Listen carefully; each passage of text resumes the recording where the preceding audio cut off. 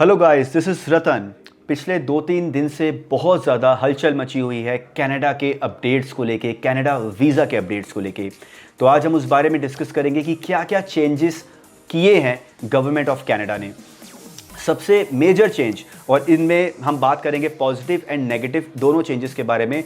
कुछ लोगों को इसका बहुत नुकसान होने वाला है, लेकिन इसका अल्टीमेट जो आउटकम है वो निकल के आएगा पॉजिटिव। तो इसी के बारे में आज हम डिस्कस करेंगे। इस वीडियो को आप लास्ट तक ज़रूर देखना, because you will get all the changes और all the knowledge about the changes in Canada visa updates.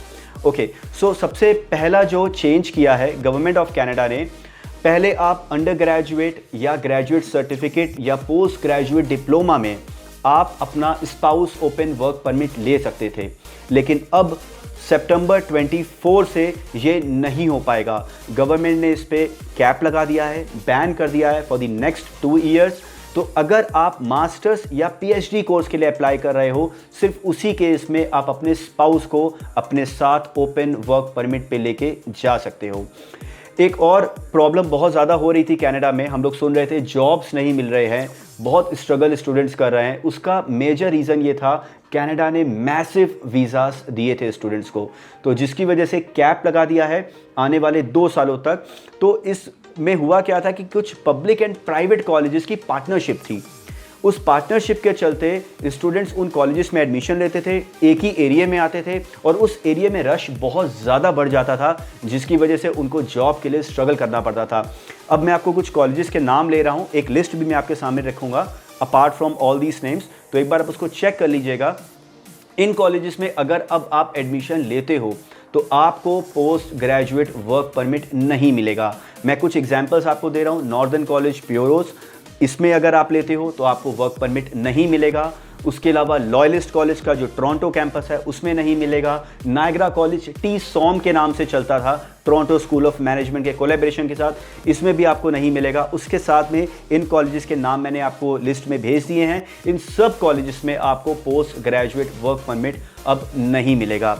तीसरा एक मेजर चेंज आया है, provincial distribution of the seats, यानी कि जितने भी प्रोविंसेस कनाडा में हैं, सो सबसे ज़्यादा स्टूडेंट्स क्या करते थे, या तो जाते थे ब्रिटिश कोलंबिया या क्यूबेक या ओंटारियो यानी टोरंटो रीजन में। तो इन्हीं 3 जगह स्टूडेंट्स की पॉपुलेशन या तादाद बहुत ज़्यादा बढ़ गई थी, जिसकी वजह से इक्वल जॉब अपॉर्चुनिटी सबको नहीं मिल पा रही थी। और कुछ जगह या कुछ लोकेशंस कनाडा में ऐसी थी जहां पे कॉलेजेस एम्प्टी रहते थे, वहां पे स्किल वर्कफोर्स की डिमांड होने के बावजूद वो लोग नहीं पूरी कर पाते थे, क्योंकि स्टूडेंट्स की प्रेफरेंसेस वो प्रोविंसेस नहीं होते थे।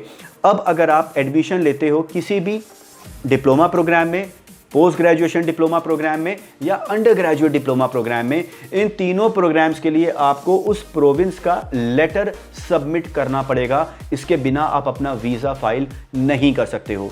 तो एक मेजर चेंज है। इससे क्या होगा, सपोज मैं आपको एग्जांपल दे रहा हूँ, 3,50,000 के आसपास वीज़ा इशू करेगा कनाडा इन 2024। अब सपोज एक प्रोविंस को उन्होंने 50,000 अलॉट किया है, या हो सकता है ज़्यादा भी हो, I am just giving you approximate numbers.